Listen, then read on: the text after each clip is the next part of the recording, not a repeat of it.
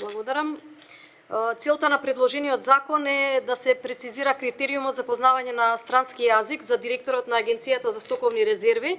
со што ќе се овозможи подобра усогласеност со меѓународните стандарди и ефикасно извршување на функцијата.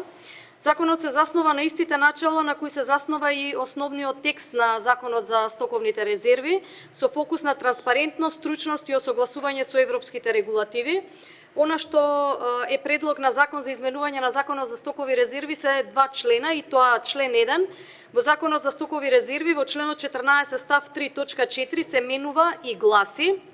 да поседува еден од следниве меѓународно признати сертификати или уверенија за активно познавање на англискиот јазик, TOEFL со најмалку 74 бода, IELTS најмалку 6 бода, TOELTS базично познавање, ILEC најмалку B2 ниво, Cambridge сертификат B1 ниво, APTIS најмалку B2 ниво, или сертификат, уверение и или потврда со кој се потврдува познавање на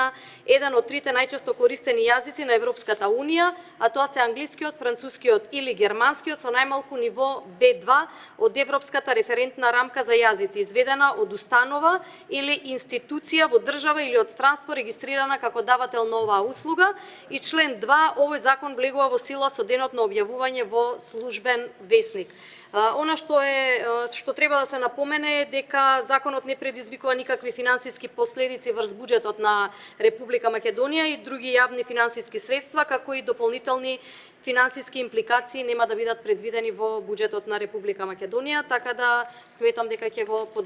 поддржиме ова измена, односно предлог закон за изменување на Законот за стоковни резерви. Благодарам.